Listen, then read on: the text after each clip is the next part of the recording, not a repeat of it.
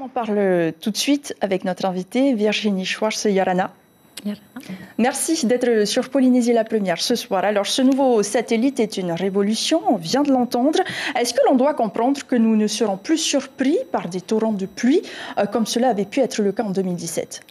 Notre objectif, effectivement, c'est d'améliorer continuellement la qualité de nos prévisions pour pouvoir mieux anticiper les avertissements aux populations.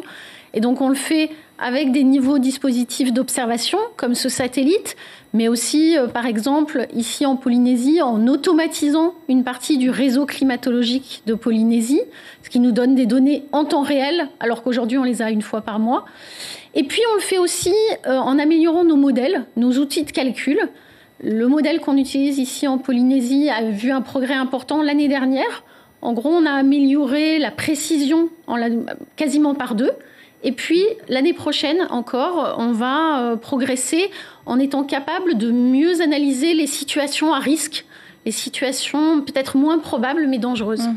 Cet outil, c'est vraiment un outil de performance pour Météo France aujourd'hui.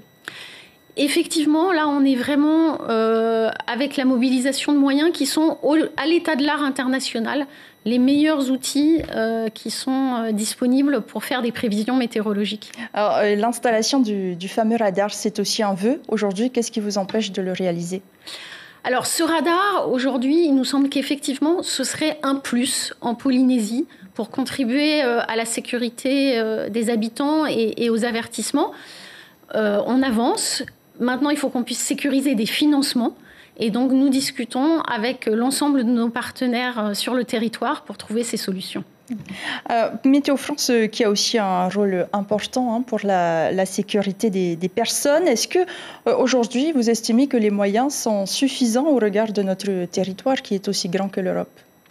Alors, on met des moyens très importants, effectivement, en Polynésie, compte tenu des risques météorologiques, mais aussi des enjeux climatiques que porte le territoire. Il va y avoir des impacts significatifs du changement climatique. On a déjà commencé à les voir et ça fait partie des raisons pour lesquelles on mobilise ces moyens. Est-ce que la station de Météo France, par exemple, en Polynésie, pourrait être un exemple ou un outil pour les autres stations dans le Pacifique ?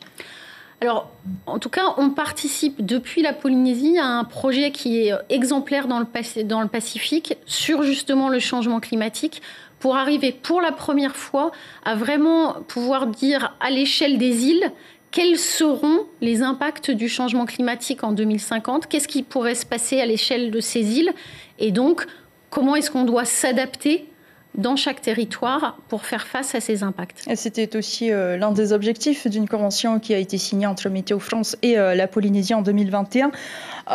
C'est ce qui pouvait permettre d'orienter les stratégies d'adaptation au changement climatique en 2023. Qu'est-ce qui a été réalisé depuis ? Alors ce projet, il a été lancé. Les premiers travaux scientifiques ont commencé. On parle réellement d'une première pour arriver à évaluer ces impacts du changement climatique. Donc c'est en cours. D'ici fin 2024, début 2025, on devrait avoir les premières simulations, donc ces premiers chiffres qu'on pourra partager avec tous les Polynésiens. Un rapport très attendu par le gouvernement aussi. Merci beaucoup à Virginie Schwarz d'avoir été notre invitée ce soir. Je rappelle que votre mission s'achève vendredi. L'information en continu sur Polynésie la première, Internet et réseaux sociaux.